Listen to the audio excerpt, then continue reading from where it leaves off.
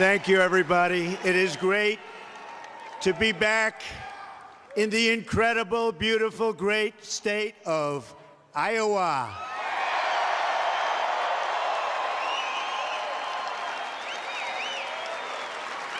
Home of the greatest wrestlers in the world, including our friend Dan Gable.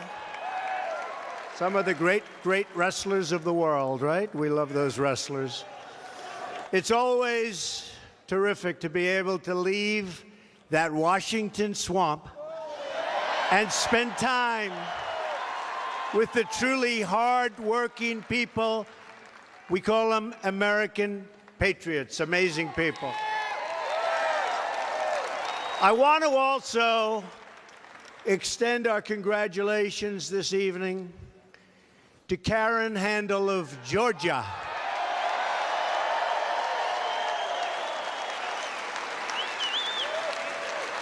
And we can't forget Ralph Norman in South Carolina. He called me and I called him. He said, you know, last night I felt like the forgotten man, but he won, and he won really beautifully, even though a lot of people didn't show up because they thought he was going to win by so much. It's always dangerous to have those big leads.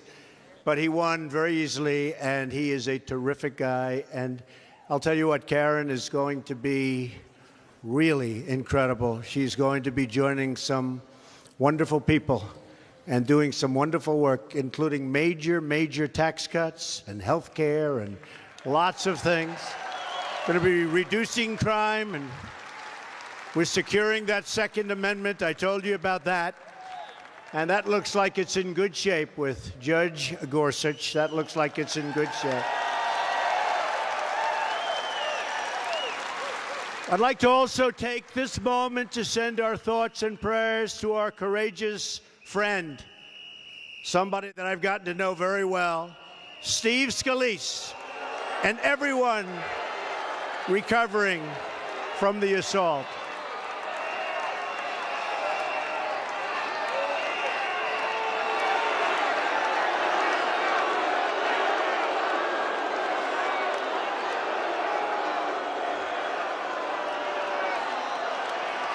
Never fails. Never fails.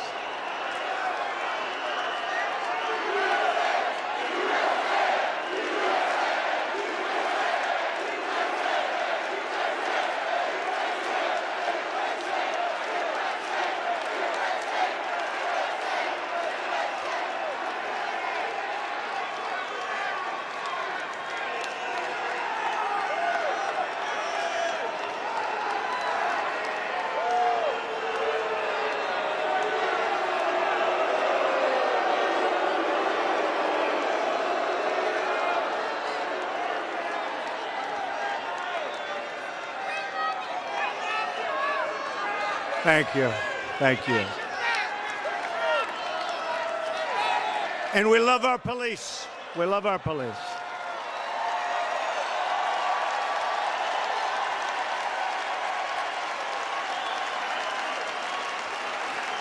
So to Steve we say, and he's a great guy, he was in my office the day before, incredible.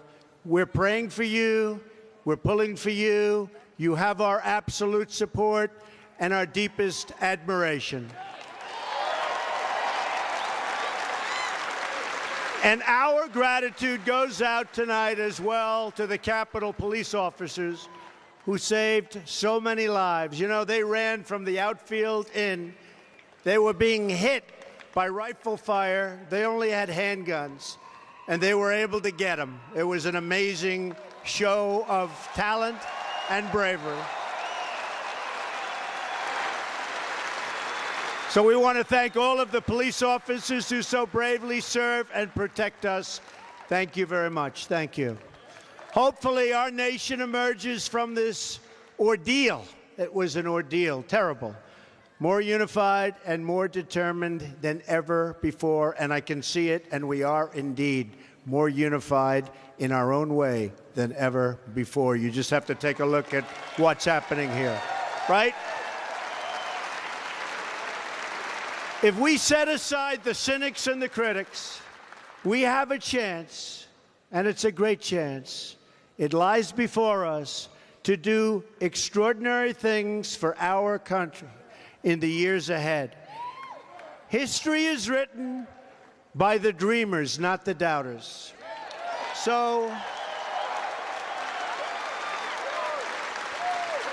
while we are here tonight to celebrate the amazing progress that we've already made, and we have made amazing progress, we're also here to lay out the next steps in our incredible movement to make America great again.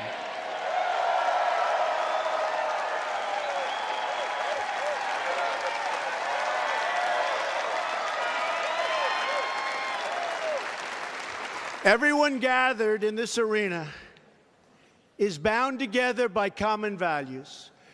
You love our country, you obey our laws, you honor our traditions, and you care for your families, and you love your communities. All you want is a government that shows you the same respect and loyalty in return. You believe that America must protect and defend its own citizens.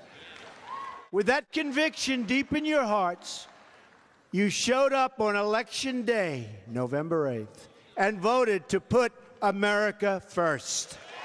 It's about time. It's about time.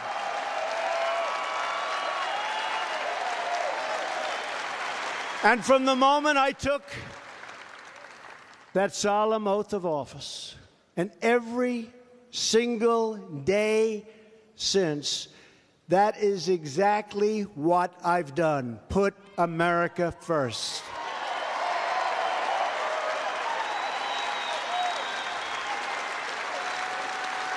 After years of sending our jobs and our wealth to other countries, we are finally standing up for our country.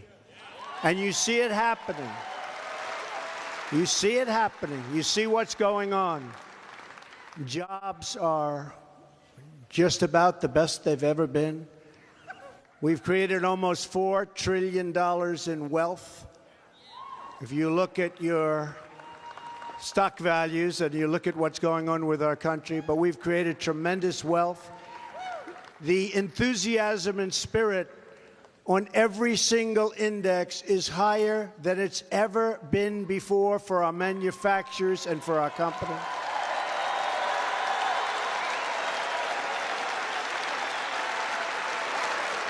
After spending billions of dollars defending other people's borders, we are finally going to defend our borders.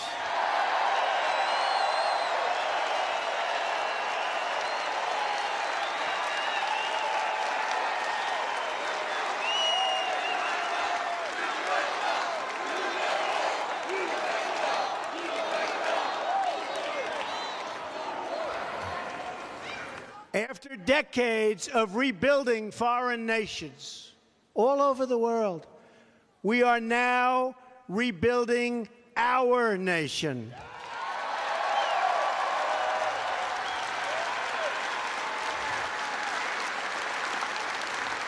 As of a few months ago, our country has spent $6 trillion in the Middle East, wasted, and the lives, thousands and thousands and thousands of lives. $6 trillion and thousands of young, beautiful lives. We started 16 years ago, and it's in far worse shape than it was 16 years ago, by many times over. So we spent all of this money, all of these lives, and let me tell you, I came in and took over a very, very difficult hand, but we're going to get it fixed. That's what you put me here for. We're going to get it fixed.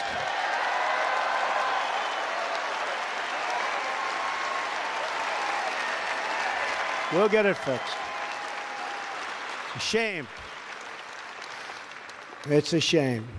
And then you look at North Korea. Thank you. Then you look at we're praying, and I'm praying for you. That's true. Thank you very much. But you look at North Korea, what's going. Look at Otto, beautiful Otto. Went over there, a healthy, wonderful boy. And you see how he came back. You see how he came back. So we've been given a bad hand, but we're going to take that bad hand and it'll all be good. In addition to that, we're going to start taking care of our country.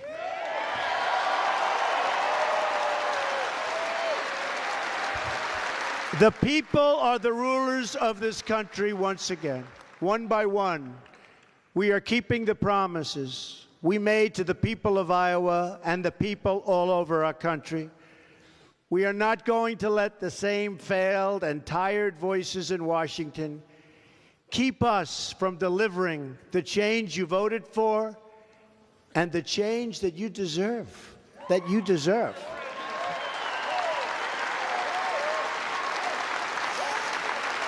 I do not answer to any donors or financial contributors. I don't care about them.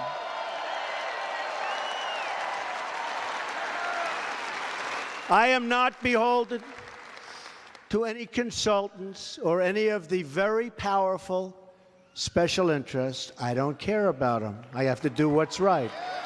And if they're right, that's good.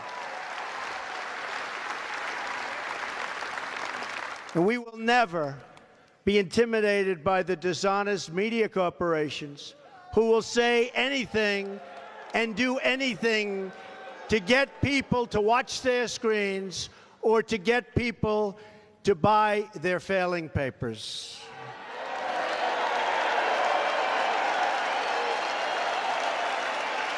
They are failing. These entrenched forces are fighting only for themselves and in many cases for their survival. But I'm fighting for you. I'm fighting for you.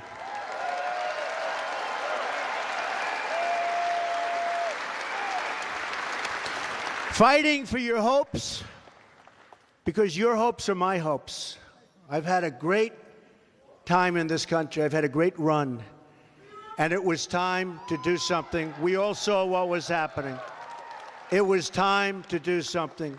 Your dreams are my dreams, and your future is what I'm focused on each and every day. We're going to make America great again. Believe me, we're going to make America great again.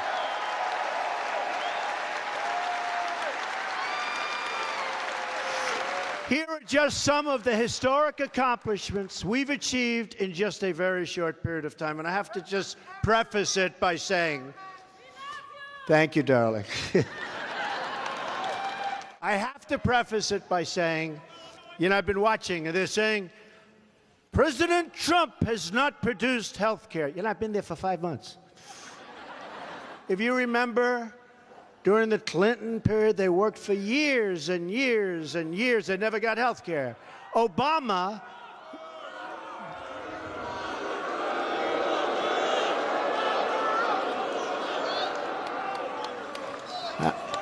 although after listening to that testimony, I fully understand.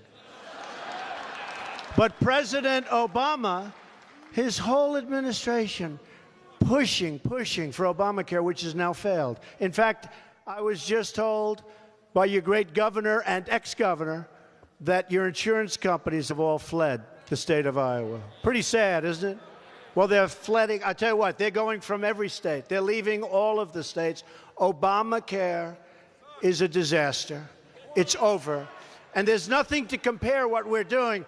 I hope the Republican Senate, if we went and got the single greatest health care plan in the history of the world, we would not get one Democrat vote because they're obstructionists. They're obstructionists. We wouldn't get one Democrat vote. If we came to you and said, here's your plan, you're going to have the greatest plan in history. And you're going to pay nothing. They'd vote against it, folks. Every single vote. So we have a very slim 52 to 48. That means we basically can't lose anybody. And I think, and I hope, can't guarantee anything, but I hope we're going to surprise you with a really good plan. You know, I've been talking about a plan with heart. I said, add some money to it. A plan with heart. But Obamacare is dead. But it is interesting how they say Donald Trump is not producing health care, not producing. So we've produced so much legislation. I don't think any president, it could be somebody, I have to be a little careful because they'll say, he lied. So few presidents, just have to be a little careful because they'll say, headline, Donald Trump lies to the people of Iowa. I don't want it. But very few have done what we've done when you look at the regulations, when you look at all of, you know, they were saying, but he didn't pass legislative bills. I think it's 38, and we're going to be talking about them, 38. And if you listen to them, 38. But, and some of them are really big, having to do with regulation, having to do with lots of different things. But we're working really hard on massive tax cuts. It would be, if we get it the way I want it, the largest tax cut in the history of the United States of America.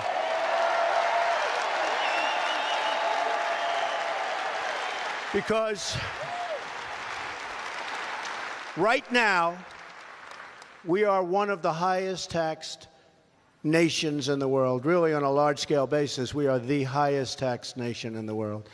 And we're going to get it down really low, okay? Real. I don't say the lowest, because there are a couple that are really down there. But that doesn't mean you want to be there. But we're going to have one of the lowest taxes from the highest tax, and we're working hard on it. And I think it's going to happen. And I'll tell you, I think healthcare is going to happen, and infrastructure is going to happen. You're going to have a lot of exciting things over the next few months. And I look forward to being able to produce it. Let's see what happens.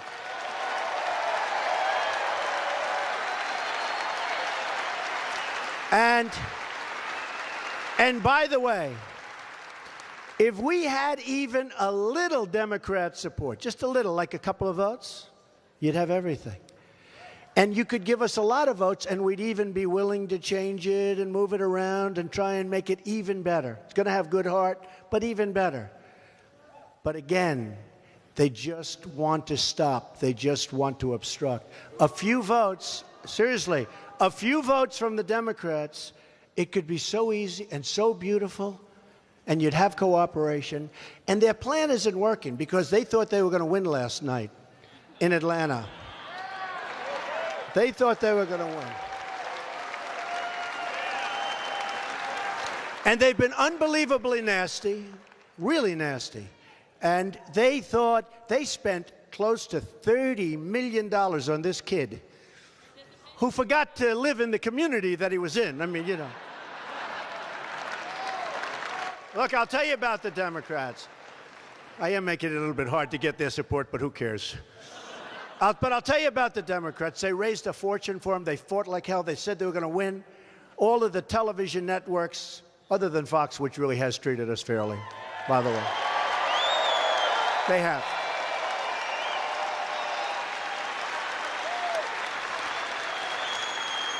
But they built these studios, CNN. Whoop. Hey, the camera just went off. I can't imagine.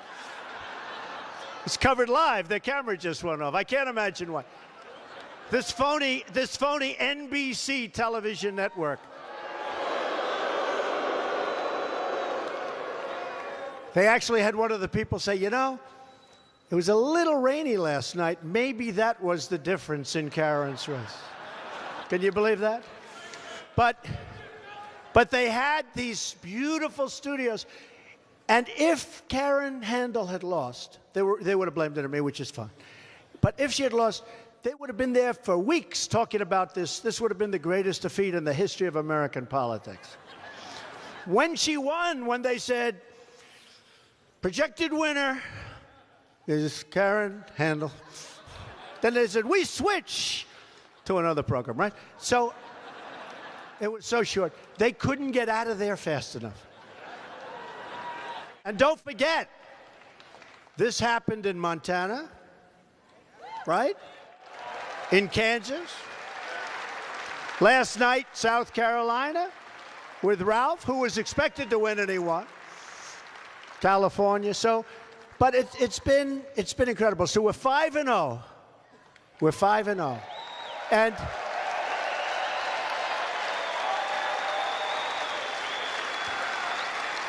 And they thought they were going to win at least like 3, right? Wouldn't you say? At least 3.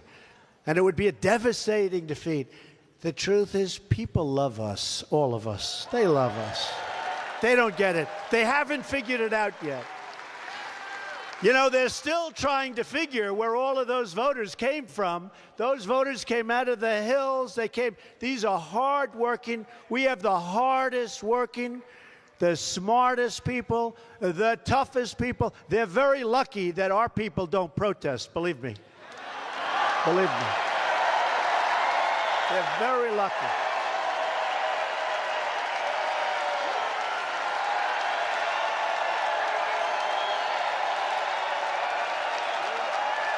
True.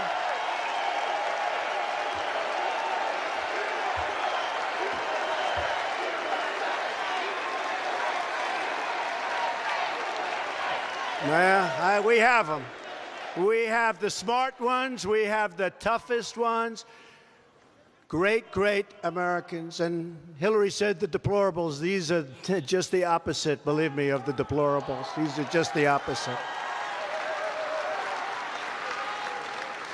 We have a group, Bikers for Trump. You ever see them? They come by the thousands. Oh, my man. Look, how are you? We have the I didn't know you were here. They're here. Now we know we're protected. That's great. Good to have you, man. These are great people.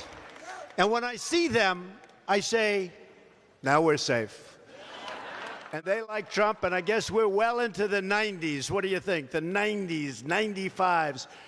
But we love our people, and they love us. And more importantly, they love our policy. They love what we're doing. You see what we're doing. You see what we've already done. Home builders are starting to build again. We're not confiscating their land with ridiculous rules and regulations that don't make sense. Farmers are able to plow their fields. If they have a puddle in the middle of their field, a little puddle the size of this, it's considered a lake, and you can't touch it. And if you touch it, bad things happen to you and your family. We got rid of that one too, okay?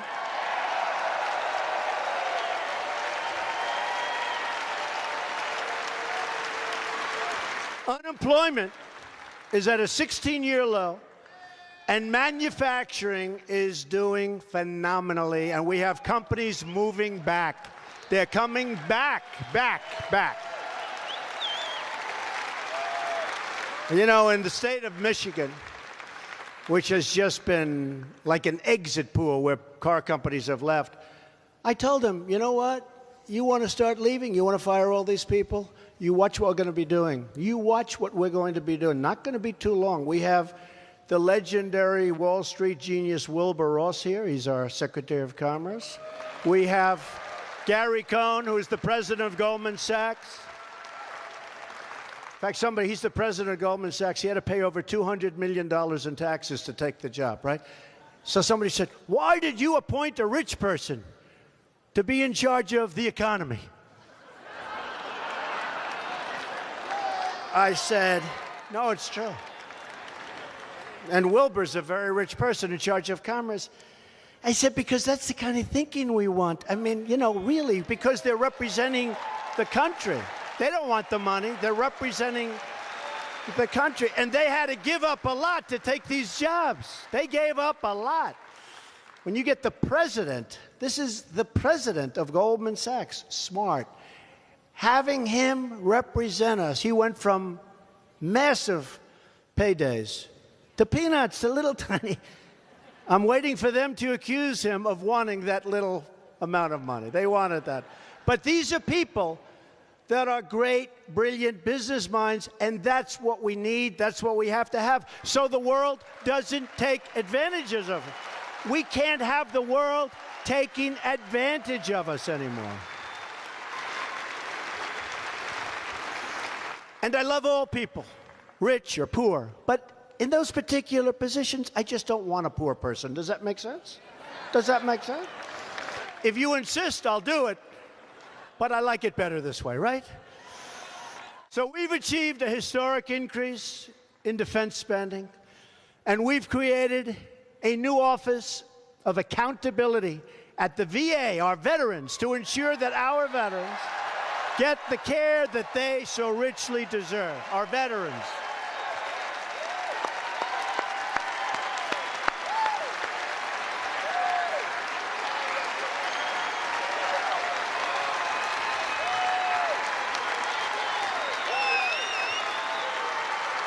We've eliminated restrictions on the production of American energy. They wanted to take away our wealth. The world wanted to take away our wealth. We happen to be lucky. Under our feet, we have great wealth. Not only in the form of your kind of wealth, which is beautiful, fertile soil, but also in other locations in the form of energy. They wanted to take that power and that wealth away from us. And we've ended the war on clean, beautiful coal. And we're putting our miners back to work.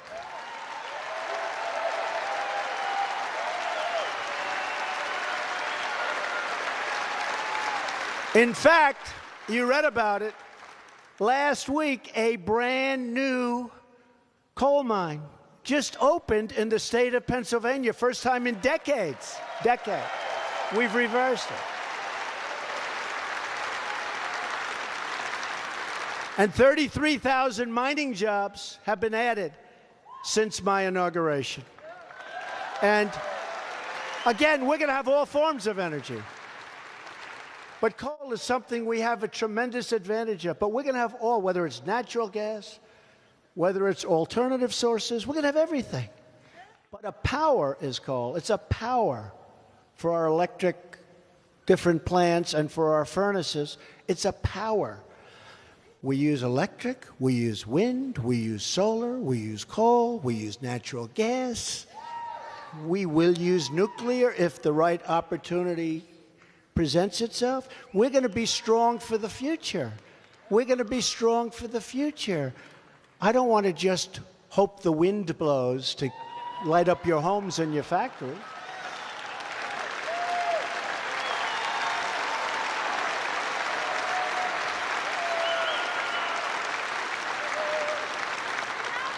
As the birds fall to the ground. But I like all of them, and that's what we need. And by the way, we're saving your ethanol industries in the state of Iowa, just like I promised I would do in my campaign. And believe me, they are under siege, folks. I don't know if you know it, but they are under siege. We've approved, first day, the Keystone XL pipeline and the Dakota Access pipeline. First day, day one.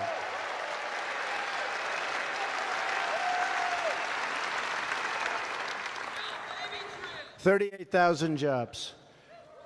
And better for the environment, by the way. Better. Underground. Better for the environment. And safer. Can you imagine the executive for Keystone who a year and a half ago was told it's dead and they have billions invested, they bought half of the pipe, and somebody walks into his office, probably a consultant that charged him tens of millions of dollars. Sir, the pipeline was just approved. Now, you know what he's going to do. He said, I did a great job, sir. I'm entitled to millions of dollars in consulting fees. It was just Trump approving the pipeline. We approved it. We approved it. It's good for the country. Right? My man. And by the way, speaking of that, when I'm signing for the XL pipeline and the Dakota, I said, by the way, who made the pipe? You don't want to know. No, not the USA, believe me. I said, who made the pipe? Now, in all fairness to them, they bought a lot of their pipe already, so it's a little hard to say, throw that away, we're giving you, you know. But I put a little clause, handwritten. It said, anybody builds a pipeline in the United States will use American steel and fabricate in America. No more taking it over on boats. Very simple.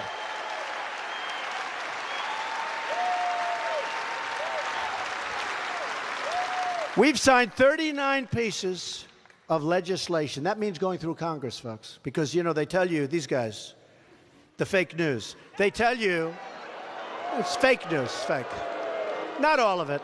Some of it's good, and some of the people are great, actually, but some are real bad, and they're really fake.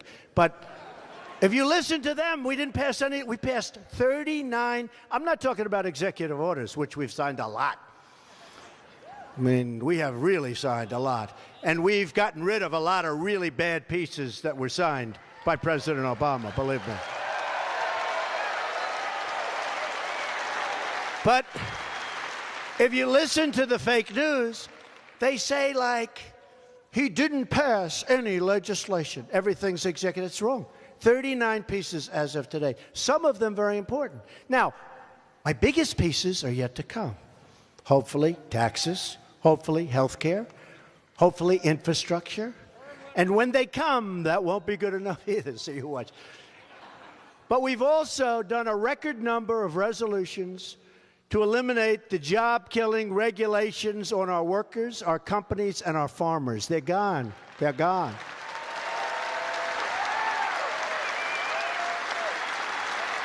We are ending the federal intrusion into your family farms and your ranches.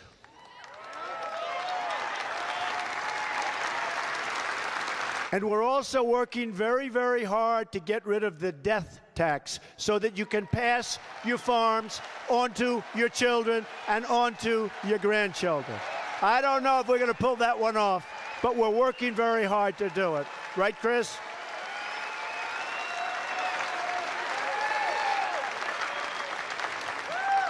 This way you can pass your motorcycle on, okay? Forget about the farm, right? That's not so bad either. I seen what you ride.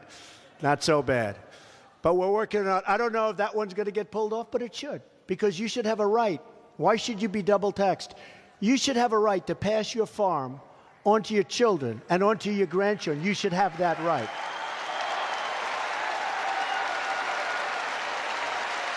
Without having them going out and borrowing a fortune, not being able to make payments, losing it to the banks. It's not fair, so we're working hard. Let's see if we pull it off. We're going to try very hard, I can tell you. I don't know, but we're going to try. No longer will the EPA be telling you how to run your business or do your job or live your life. Instead, it will focus on its true mission: clean air and clean, beautiful, crystal water, nice, beautiful, clean water. That's what we want, right? Right?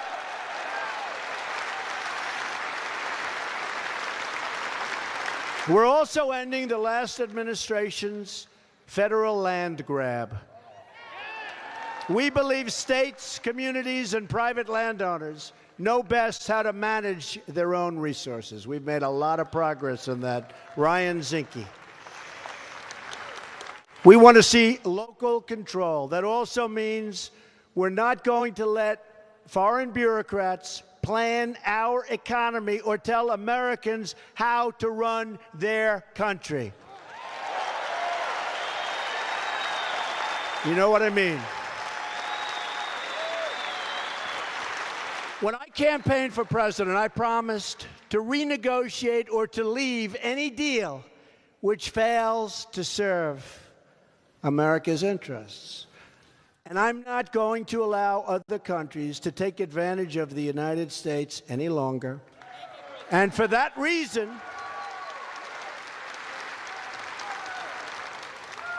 I totally cut off negotiations. I will not do our great, what is it? P, go ahead. P, do you know what it is? Huh? PPP, yes. You guys weren't listening to that, huh? But for that reason, and that too, as you know, I formally announced that the United States will withdraw from the disastrous Paris Climate Accord. It's a disaster.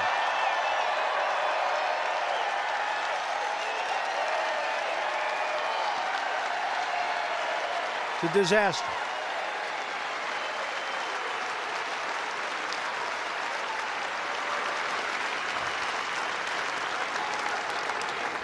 And by the way, Trans-Pacific Partnership, we don't even talk about it anymore because that was done early, but Trans-Pacific Partnership, bye-bye. That was another NAFTA catastrophe that we're going to, by the way, renegotiate.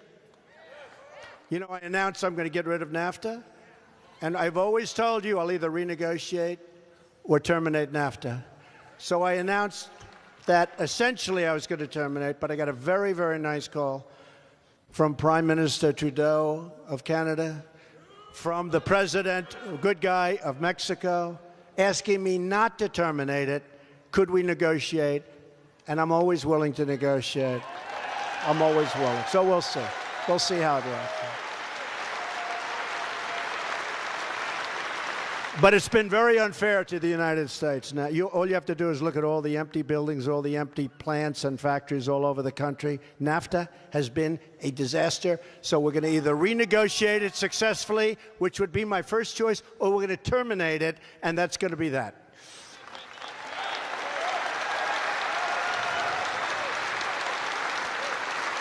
Now, the Paris Agreement, and it's amazing how the people of this country get it, because the press covers it so unfairly.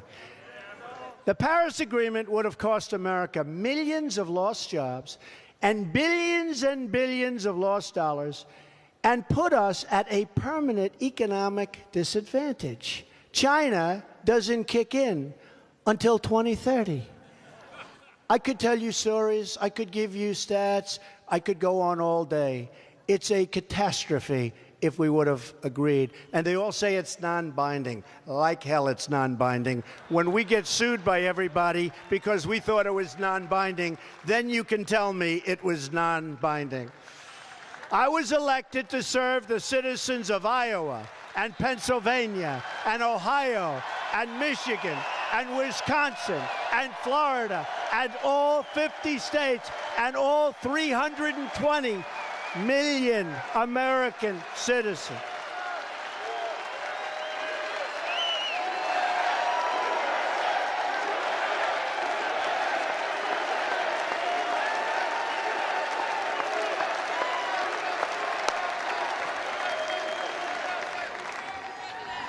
By the way, this is a big place. This place is...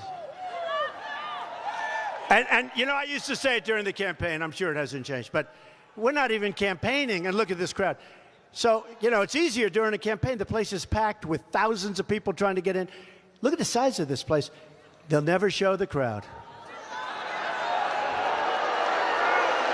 They'll never show the crowd. They'll never show the crowd. That's the only good thing about the protesters, which we don't have very much of. I mean, this guy was blowing a whistle, you know. He's a Bernie Sanders guy. But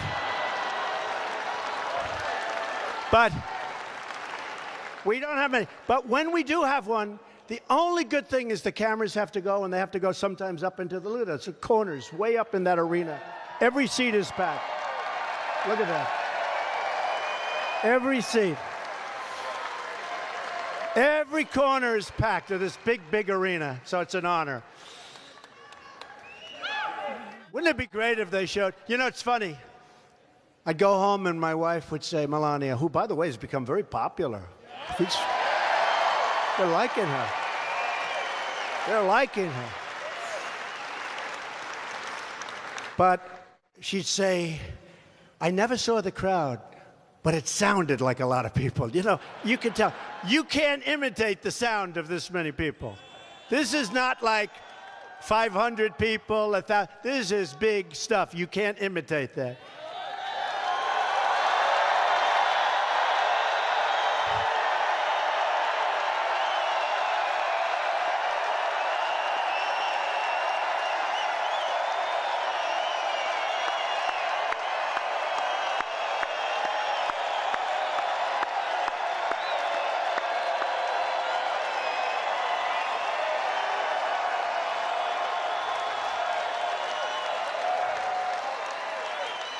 You know what they don't understand?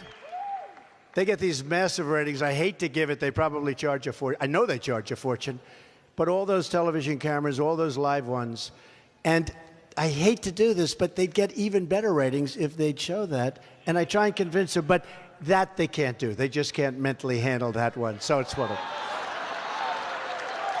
But it's such a great crowd.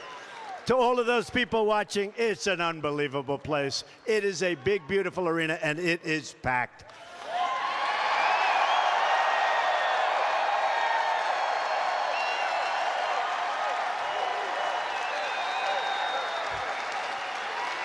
So as you may know, there is another absolutely terrible deal from the previous administration. See how nice I am? I say the previous administration as opposed to the Obama administration. That I have recently rescinded. Last week I announced that we are canceling the prior administration's completely one-sided deal with the Castro regime in Cuba.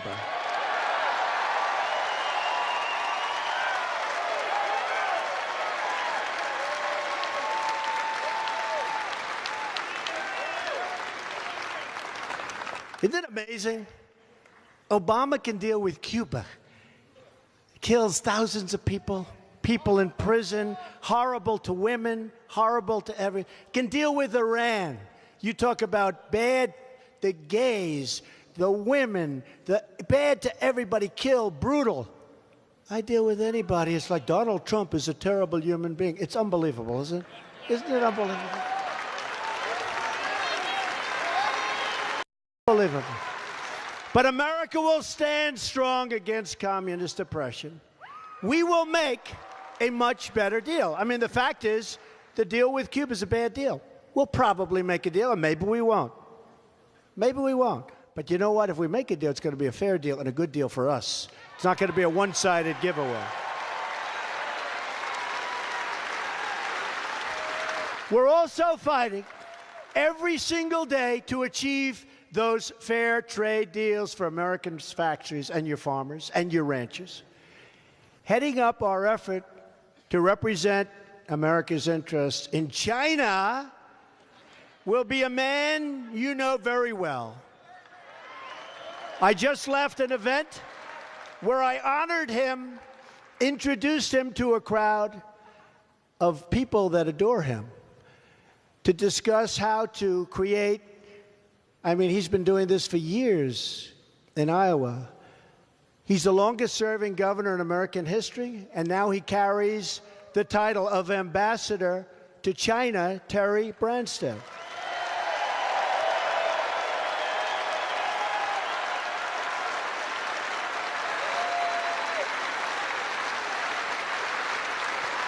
He's a fantastic guy. You know, I told the story today. I said, I'd come here to make a speech. We'd have a big crowd in Iowa. And Terry would come and say, at that time he didn't call me Mr. President, he called me Donald. I said, that's okay. I didn't think about it. Now if he called me Donald, I'd be very angry with him, right? Kidding. But he said, Donald, could you do me a favor? Don't say anything bad about China.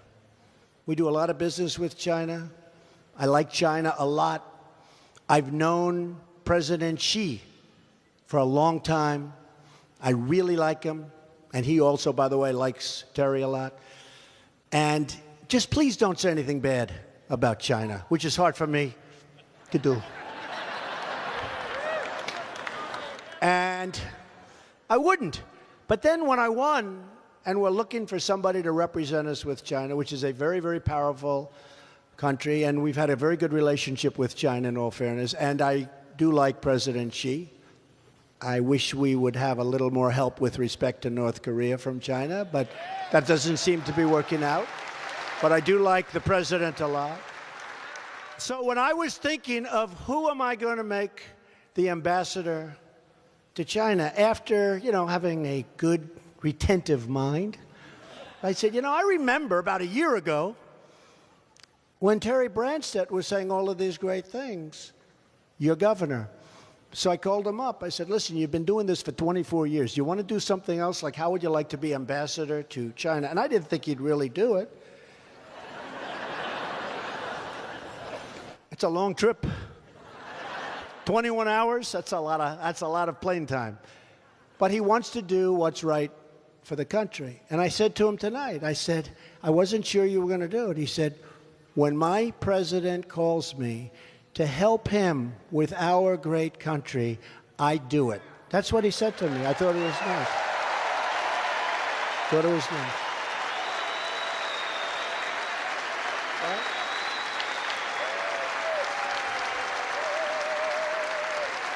So central to that economic agenda is a plan to restore America's crumbling infrastructure. We will rebuild not only America, but we will rebuild rural America.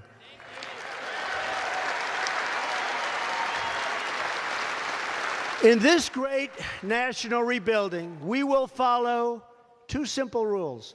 We will buy American, and we will hire American.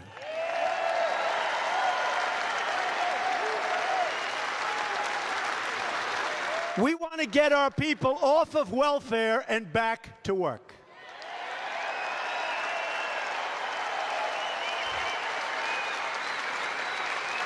We also want to preserve our safety net for struggling Americans who truly need help. We want to help them. People that truly need help, right, Chris? We want to help those people. But others don't treat us fairly. That's why I believe the time has come for new immigration rules which say that those seeking admission into our country must be able to support themselves financially and should not use welfare for a period of at least 5 years.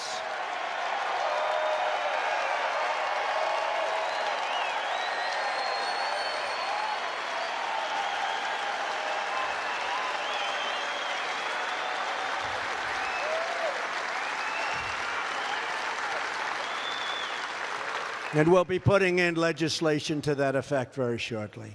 Another core principle is that those coming to our country must embrace our values and love our people.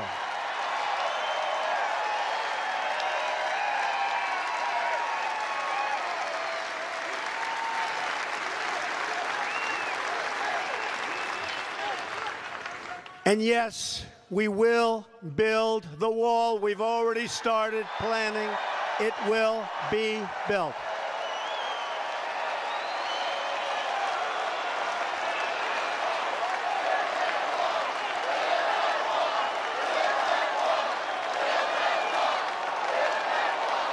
We will build the wall. We need it. We need it. We have to stop the drugs from flowing in. You know, people don't realize we're already spending a lot of money on design. But I'll give you an idea that nobody has heard about yet. And I'm not sure, but I'm a builder. That's what I love to do. That's probably what I do best. I'm a builder. And we're thinking of something that's unique. We're talking about the southern border. Lots of sun, lots of heat. We're thinking about building the wall as a solar wall, so it creates energy and pays for itself.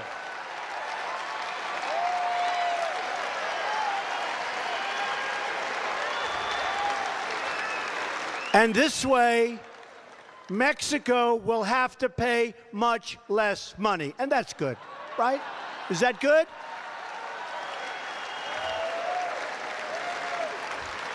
You're the first group I've told that to. It's solar wall. Makes sense. Let's see. We're working it out. We'll see.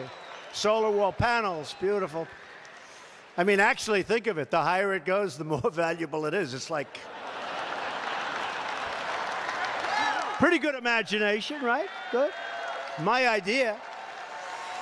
So we have a good shot. That's one of the places that solar really does work. The tremendous sun and heat, it really does work there. So we'll see what happens with that. That would be great. And I think we could make it look beautiful, too. It would really look beautiful. So that would be nice.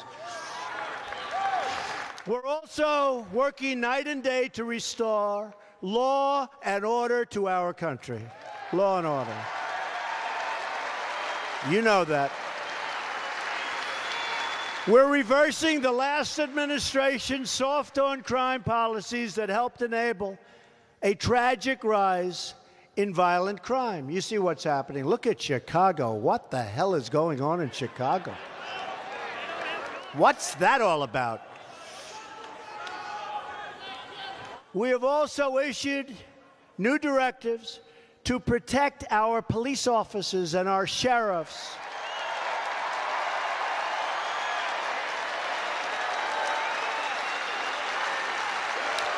And will always stand with the incredible men and women of law enforcement.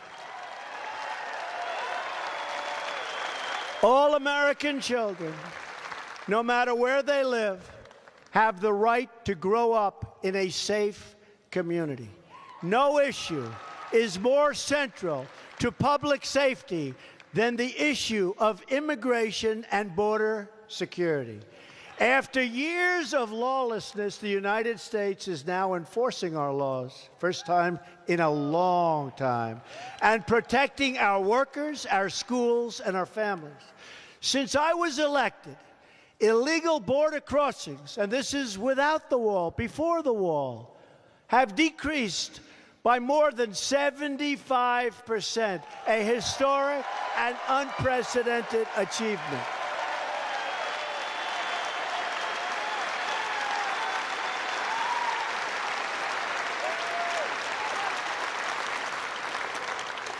So we're building the wall on the southern border. We've got the greatest security people in the world. I'll tell you, ICE and the Border Patrol folks, these are incredible people. You know, they endorsed me when I ran for president, knowing that if I win, they're going to have to work much, much harder. But they love this country, and they want the job done, and they want the job done right. They have to work harder, and it's much more dangerous. The other thing that I have to tell you, you have a gang called MS-13. A friend of mine who's a very, very high-level police officer said to me in describing them, they are the equivalent or worse than Al-Qaeda. I would say that's a bad statement. They don't like to shoot people. They like to cut people. They do things that nobody can believe. These are true animals. We are moving them out of the country by the thousands, by the thousands.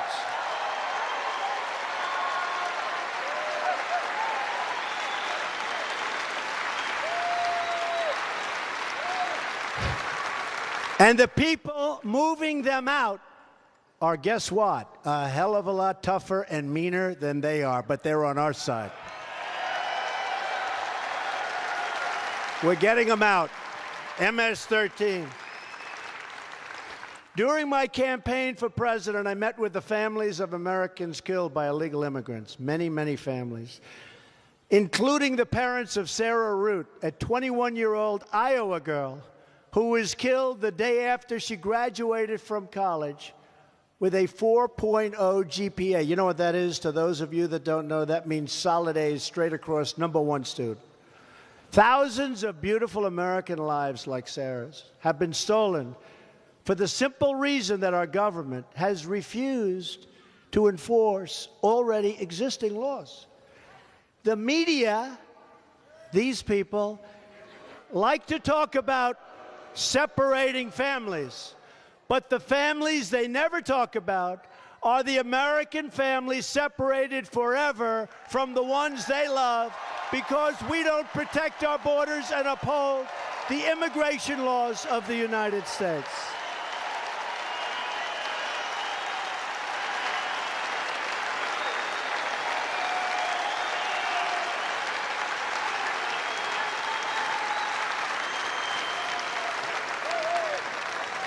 These families and the victims have been ignored totally by the media.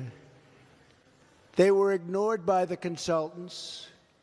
They've been ignored by Washington. But these Americans were not ignored by me or by you, and we know who they are. And they rise now to the highest level. They rise to the highest level. I promise those families the deaths of their loved ones will not have been in vain, and that we will take strong and forceful action to fulfill our sacred duty to save and protect American lives.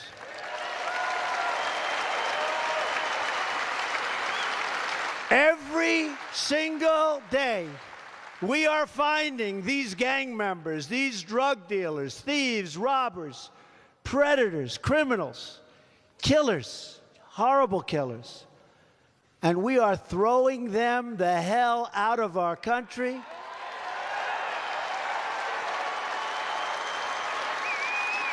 And when they're gone, our now very strong borders, especially with the wall, will never allow them back in.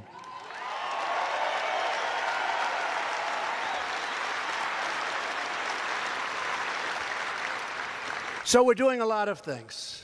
We're very proud of what we've done. Justice Gorsuch was a big, big deal. Big deal.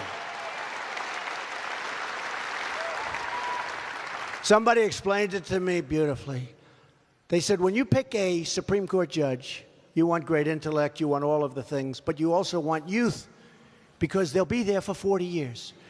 So if Judge Gorsuch, who I've gotten to know, who I think is a fantastic human being, aside from being a brilliant, brilliant student and person, and one of the great legal writers that exists in our country, probably in the world today, every time you see a decision written over the next 30 or 40 years, and especially if it's a 5-4 decision, like perhaps on Second Amendment or so many other things, you have done something that you can't value. It's so important.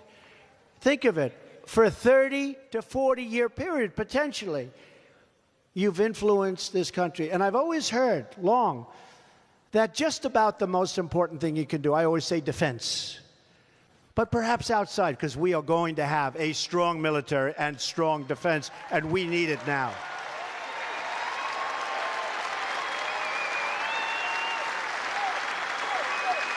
But I've always heard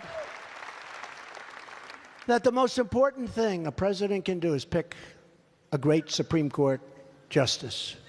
So I've got one, probably have some more, but it is really important. And think of that, over years and years, those decisions that are so important, values, great values. So I'm very, very proud of that pick.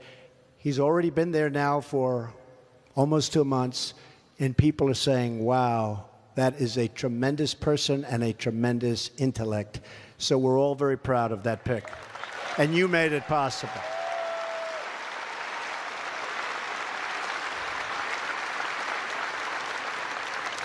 So I began this campaign on June 16th. A couple of days ago, 2 years. This is my birthday on June 14th, Flag Day of all things.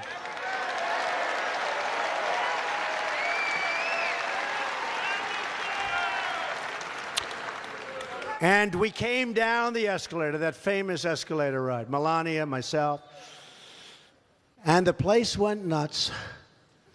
And hopefully because they like me, but I think also they like the policies. I said the truth. I talked about immigration. I talked about what was happening on the borders. I talked about our military. I talked about the drug problems, which are tremendous, even in Iowa, tremendous problems, beyond anything we've ever seen before.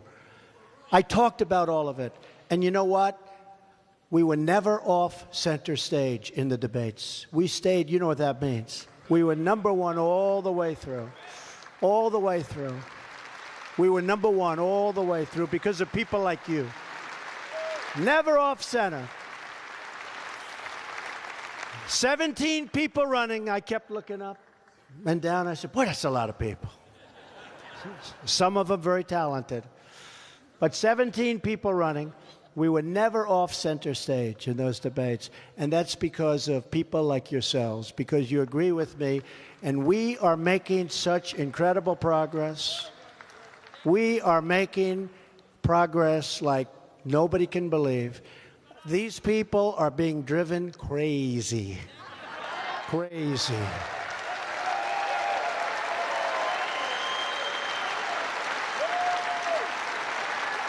I mean, they have phony witch hunts going against me.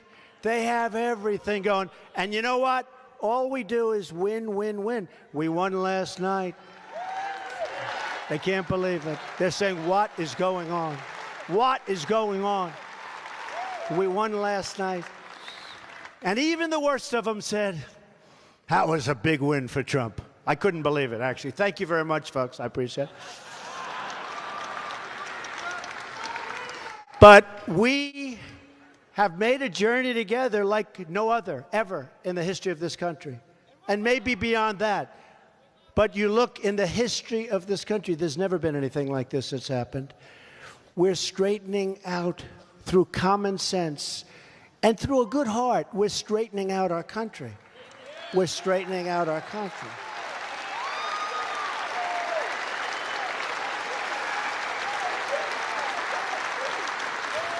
No matter our beliefs, no matter our party, it's time for us to remember that we are all Americans and that we are in this together. And it would be great if the Republicans and the Democrats could come together and get really, really great legislation passed.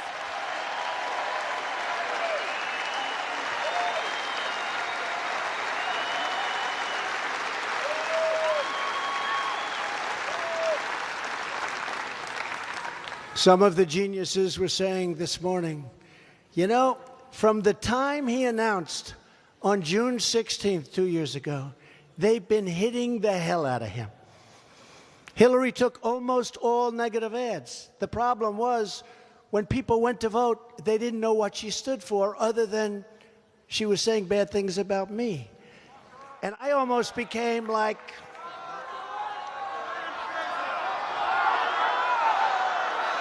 yes.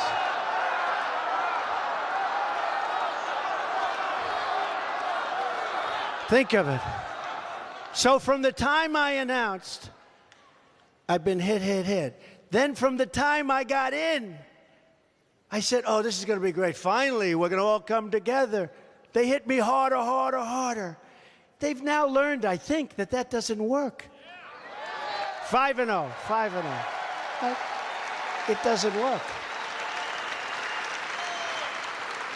They need to be positive. They can't continue to be obstructionists. That's all they have going. So they should come together. I don't think they will, but I will tell you, it would be a beautiful, beautiful thing if we could get together as two parties that love our country and come up with that great health care and come up with that great tax deal for our people and tax reform and infrastructure and so many other things. Just think about what a unified American nation could achieve. Nobody could even come close to us. And by the way, even if we're not totally unified, nobody's coming close to us either. Don't worry about it.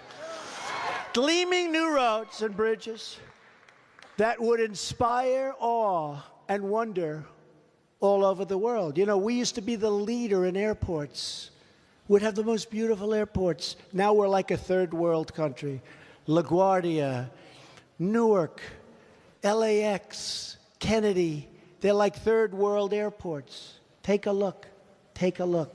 We used to be the leader. Now you go to Saudi Arabia, where I just came back, a monumental, epic trip, because I said you cannot continue to fund terrorism.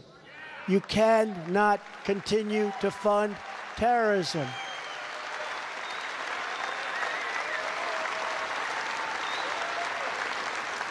And the King of Saudi Arabia, who is really become just, he's a very special man. I mean that. He is taking it to heart. And now they're fighting with other countries that have been funding terrorism. And I think we had a huge impact. We will see.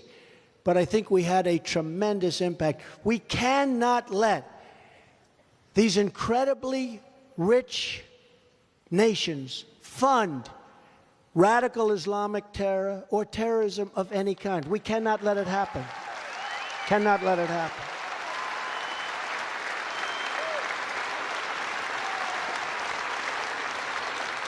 It was one of the great 2 days of my life, and I'm sure a lot of you watched it on television. 54 Muslim nations coming together, some immensely powerful, wealthy nations, and everybody in that room was unified, and the ones that weren't, they're trying to get them to be unified and to do the right thing. I think it could have a tremendous impact. But not only that, I said, for me to go, I'm only going, we had to negotiate, if you spend billions of dollars, billions, on having things manufactured in our country with our jobs and our workers for your country.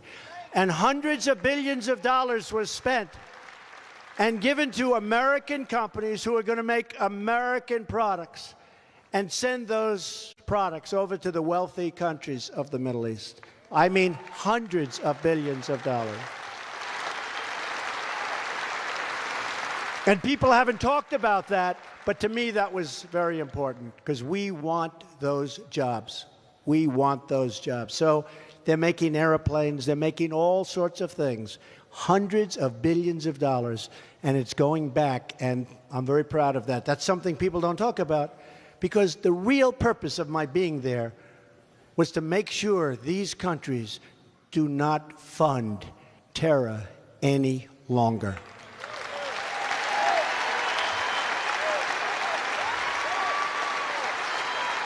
So I just want to leave Iowa.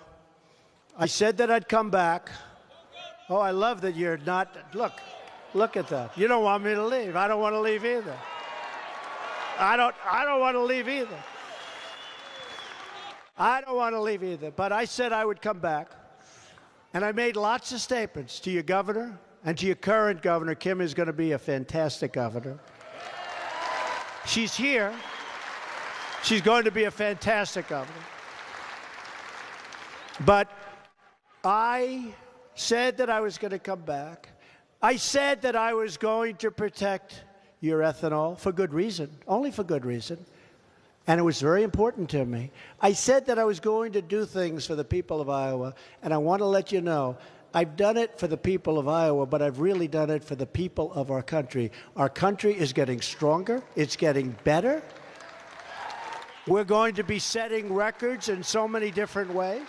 We're going to straighten out all of the mess that's happened over the last long period of time where we went into other nations to tell them how to run their country, and we had no idea.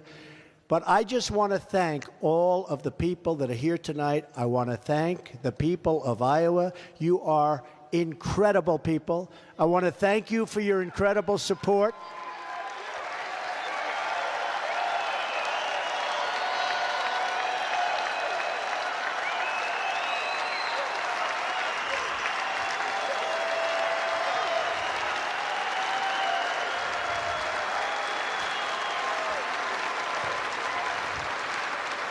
And I just want to let you know that God blesses you. And I want to just say, you are special in every way. God bless you, and God bless America. Thank you very much. Thank you. Thank you very much.